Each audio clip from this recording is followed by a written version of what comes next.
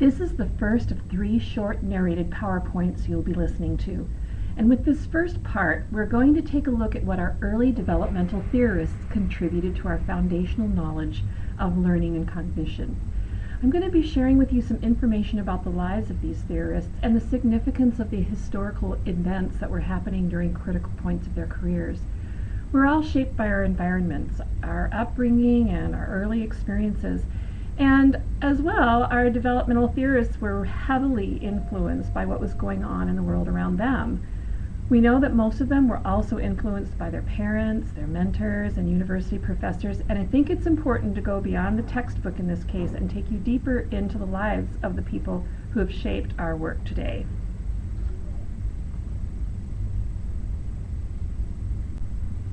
Essential questions for this first part of the lecture are: what did early developmental theorists contribute to our foundational knowledge of learning and cognition, and how did their lives and perspectives shape their work? There are numerous contributors to the science of human thought and development, and specific to what we want to accomplish in this lecture is the life and work of 3 early theorists, pioneers of the field of psychology during the late 19th century: William James, John Dewey, and E.L. Thorndike. Later, our modern theorists, Piaget and Vygotsky, expanded and challenged the theories of their predecessors, and we're going to talk about some of their theories and ideas as well. We'll also cover the contributions of Mamie and Kenneth Clark, George Sanchez, and Lita Hollingworth, pioneers in different territory that explored the unique needs of children from diverse cultural backgrounds and those children considered gifted and talented in comparison to their typically developing peers. William James was described by his mother as being very sensitive. She's quoted to say, "The trouble with him is that he must express every fluctuation of feeling and especially every unfavorable symptom without reference to the effect upon those about him," which basically means he was highly sensitive, particular, expressive, perhaps sensory, defensive, and that he spent his life battling backaches, eye strain, and nervous disorders. His siblings were similar to him in this way, but William was different from the rest in that he didn't allow his suffering and sensitivity to prevent him from achieving success. Instead, those sufferings seemed to spur him on through multiple stages of his career, and he became an original thinker and a highly respected individual in his field. William grew up in affluence, and he was raised by parents who were considered unorthodox in their spiritual ideas. William was encouraged by his father to pursue art and science, and he was taught that there was an integral connection between spirituality, art, and science. So William at one point chose to become an artist, but his father believed he would do more to serve society by becoming a scientist, and after a brief period of rebellion, he relented and enrolled in Harvard just as the Civil War broke out. Following marriage and the death of a child, William began to question the issue of life after death, and after sometimes studying psychic research, he concluded that eternal life could not be proven, and concluded that the things of heaven and earth would remain a mystery.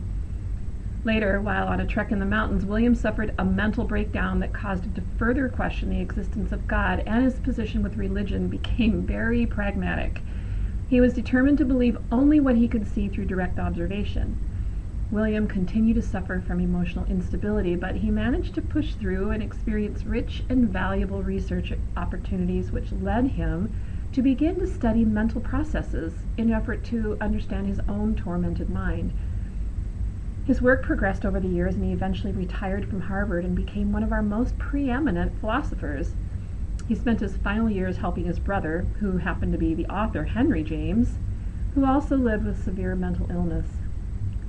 He believed that the truth of any idea or thing is best understood by observing its action in the world. William James' theory was significant to the field of education. Being the pragmatist that he was, he believed that lab experiments cannot tell us how to teach children. Teachers have to observe and watch for evidence of the mental processes involved in knowledge acquisition. He also suggested teachers should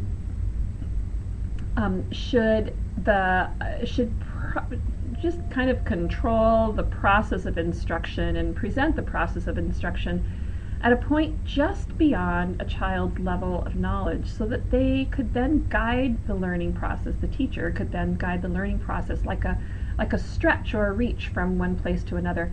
We'll learn from another theorist later on. Vygotsky also picked up on this same theory of stretching or reaching beyond a child's current level and of mastery to reach yet a higher level of mastery.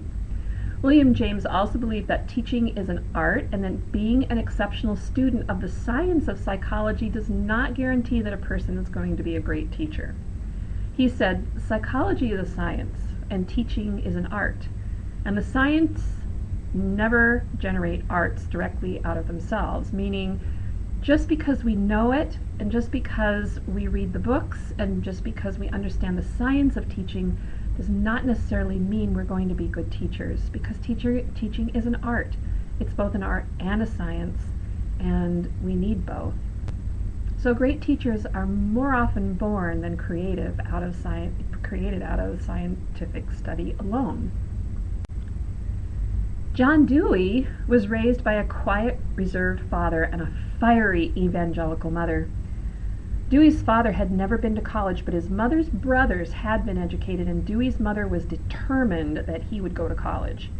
He was shy and withdrawn like his father, but became quite a deep thinker and entered the University of Vermont when he was only 15 years old.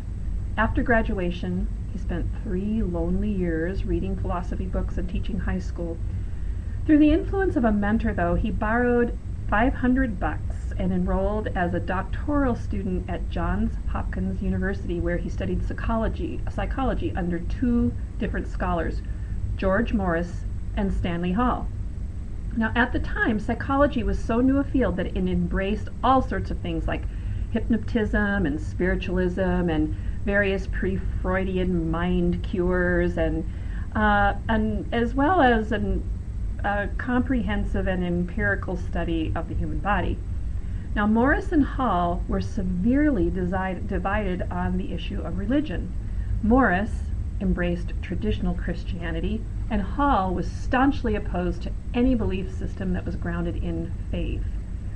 At first, John Dewey stayed true to the faith he grew up with and agreed with Morris's philosophical foundations, but when Morris died, Dewey left his faith. So Dewey began teaching basic psychology classes at the University of Michigan, and he was not a great teacher, and he was actually known to fall silent for several moments in the middle of his lectures. And he was known to write little notes by the names of his students in his roll book so that he could remember their names. But his students loved him and considered him exotic. Influenced by his wife, Dewey eventually returned to his faith, joined a church, and began teaching Bible studies. In the course of his career, Dewey spoke on mental evolution, workers' rights, poetry, memory, and imagination. He also analyzed data gathered on the health of women college graduates to see whether or not higher education destroyed women's health. These topics were uncharacteristic of Dewey and uncharacteristic for his time. It was suggested that he had become a feminist under the influence of his wife, who had become quite a prominent figure in and among intellectual circles. Dewey's research determined that the female mind was just as capable of understanding abstract truth as that of the male, and that coeducation had not lowered the average intellectual capacity of University of Michigan students. Throughout Dewey's career, he asserted that logic proved that God was a necessity. I love that quote. Logic proves that God is a necessity. I like that. But he had no empirical evidence to support his arguments, which disappointed his Hopkins professor, if you can remember Hall, the one of the 2 mentors who were still alive, and Hall's older teacher, William James. And remember, you just heard about William James, and William James actually influenced Hall. Well, the 2 of them got together and wrote a scathing critique of a textbook that Dewey wrote on psychology, and this forced Dewey to re-examine his faith and his beliefs. And this resulted in Dewey taking a path toward pragmatism. I think he was probably really crushed and wounded by the assault of that critique from two people that he really respected. And I think that had lasting effects on his career. Among Dewey's beliefs and ideas are these. The child is an active learner. He believed that education should be about the whole child, and that children need to be able to adapt and cope with the outside world. Dewey believed that teachers should be guides, they should not dominate, and that there should be competent education for all children. In Dewey's time, education was reserved primarily for male children from wealthy families, not women, not children with disabilities, and not children who were poor and needed on their family farms. Dewey's philosophy was called instrumentalism, and it's related to a form of pragmatism. And the truths embraced by instrumentalism is that truth is an instrument used by human beings to solve their problems. Since problems change, then so must truth. Since problems change, truth changes, and therefore there can be no eternal reality. Thorndike's father was a Methodist minister who served churches in Maine and Massachusetts. Perhaps in reaction to strict religious upbringing throughout his life, Thorndike favored science over religion. Once he graduated from Wesleyan University in 1895, Thorndike went to Harvard University to study with William James. There's William James's influence again. And this is where he began his psychological studies of learning. From Harvard, he went to Columbia, where he undertook his famous puzzle box studies with cats, which is essentially an experiment where he would put a cat in a box with a gate on the box that the cat would be able to open, but that the cat would have to work at figuring out how to open. On the other side of the gate was a plate of salmon, something that the cat truly wanted to access. So in the beginning, it would take the cat a very long time to figure out how to open the gate. But with each successive attempt, the opening of the gate became easier, and the cat found it, each attempt became more fluent until the cat thoroughly knew every step needed to open the gate to access the fish. And this supports one of Thorndike's laws, the three primary laws of learning that we'll talk about in a minute here, that being the law of exercise. So he figured that out using cats. Excuse me. After earning his doctorate, Thorndike went to Columbia University and published approximately 500 books and papers, so he was a prolific writer, and it's quite likely that his whole life was his work. Thorndike formulated a theory of mental associations called connectionism, and he believed that the central nervous system was the basis of all behavior. Learning took place, he believed, when connections were formed between neurons, and that's true, but it's not the whole story. He also believed that the purpose of education was to facilitate the formation of those desirable connections. And remember, as you listen to this, that this is the very beginning of psychology. This is not a very old science. Psychology has not been developing for a great number of years quite yet. So the thoughts and ideas of our early developmental theorists were a springboard for where we are now, and the new things that we know, and the expansion of what we understand to be true about the psychological makeup of children. It sounds pretty sparse and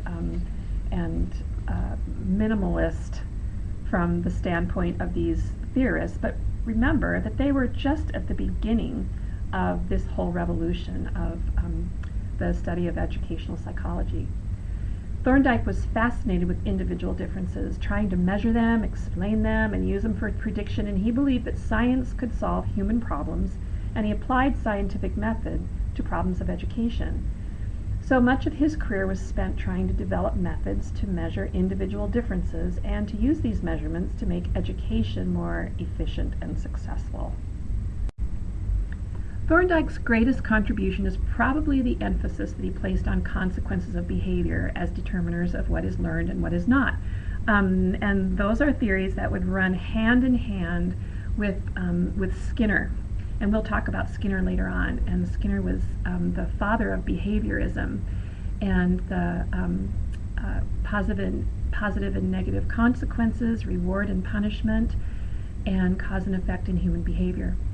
Thorndike also introduced animal studies for verifying predictions made from his theory, and he was among the first to apply psychological principles in the area of teaching.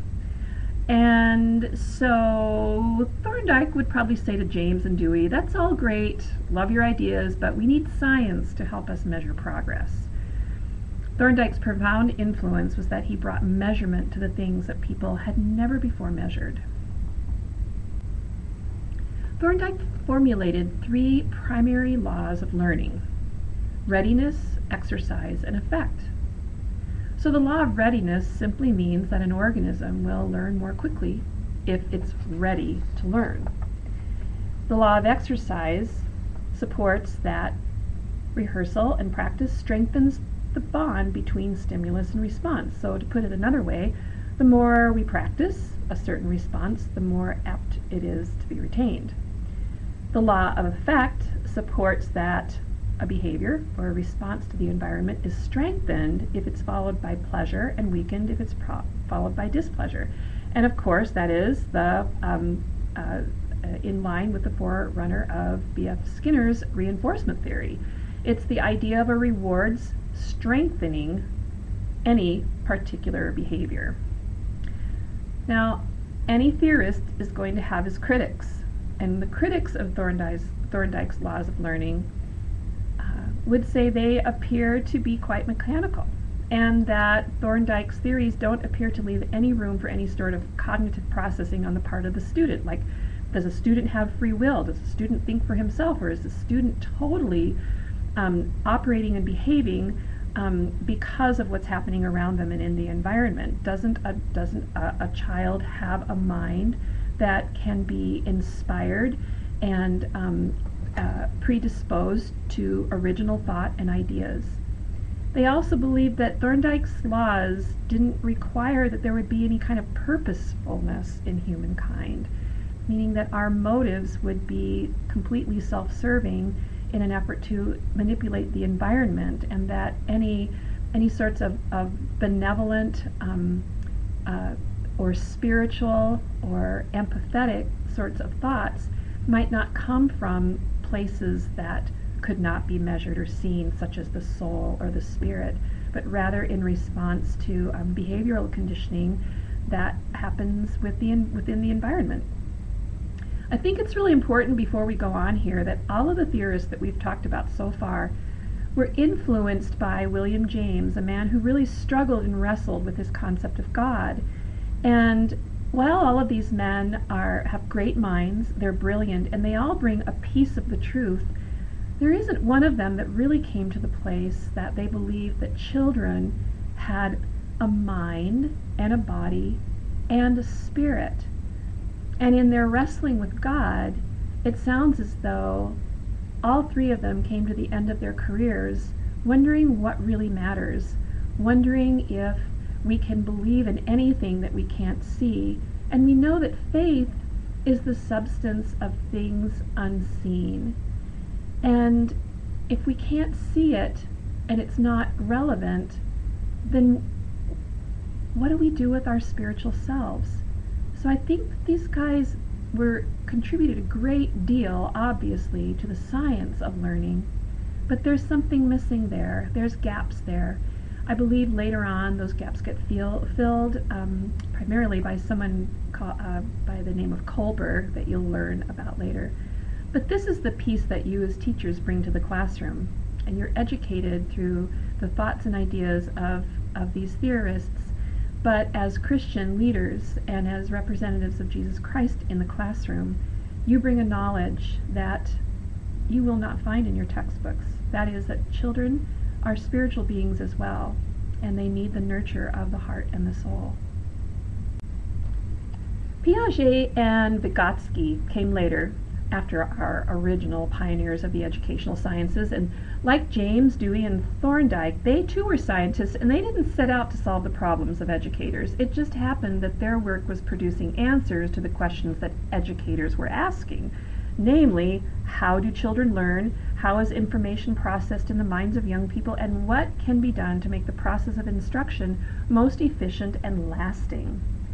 Well, Piaget believed that children learn best when they're actively creating their own answers. Piaget was not afraid to study and attempt to measure what could not be seen. This work was in opposition to earlier scientists, for example, William James, who would only study what he could directly observe. But Piaget believed there were measurable behaviors that resulted from unseen mental processes that were worth studying. He developed the idea that there are stages of learning that occur along a continuum of development throughout the life of a child. And we're going to talk about those stages later in another PowerPoint. Now, on the other hand, Vygotsky's ideas were in concert with Piaget, but he expanded the idea of constructivism to include the necessary factor of social engagement in the learning process, and believed that learning does not occur in isolation of social interaction, and that learning actually occurs as children relate to and observe adults and peers in the learning environment. Vygotsky developed the zones of proximal development, which supports the introduction of skills beginning at a level just beyond a child's starting point. This is similar again to William James's ideas about helping children to stretch beyond their current capacities in order to reach new levels of mastery. In addition, Vygotsky presents the notion of scaffolding. This is a process by which teachers change levels of support during the process of instruction to a point in which adult guidance gives way to independent performance of a task. In your textbook, you'll read about B.F. Skinner, the father of behaviorism. Skinner believed that all behaviors have a function and that behaviors are direct responses to stimuli in the environment. He asserted that all behaviors are learned and that therefore all behaviors can be changed through changing schedules of reward and punishment. These ideas are similar to those held by Thorndike. Mamie and Kenneth Clark and George Sanchez worked to expose shortfalls in our educational system that impeded the progress of children from diverse backgrounds. The Clarks were concerned with the identity and self-concept of African American children, and George Sanchez was instrumental in the charge to eliminate cultural bias in intelligence tests, something that we're still working diligently to accomplish. And later, finally, Leda Hollingworth devoted her work to the discovery of ways to meet the needs of gifted and talented children through the enrichment and extension of learning opportunities for students who naturally excel beyond their peers. The Clarks, George Sanchez, and Leda Hollingworth all overcame cultural and racial barriers to access higher education. They were educated and rose to places of influence and leadership during an era when women and people of color were not generally offered opportunities to receive advanced degrees and were not acknowledged as capable contributors to the science of education. I want to review our essential questions now as we've come to the end of Session 1, Part 1. Hopefully at this point you have a greater understanding about how early developmental theorists contributed to our foundational knowledge of learning and cognition. And I'm hoping that you have made some connections about how their lives and perspectives shaped their work. You're free at this point to proceed to Part 2 of the Session 1 lecture. Thank you so much for your attention.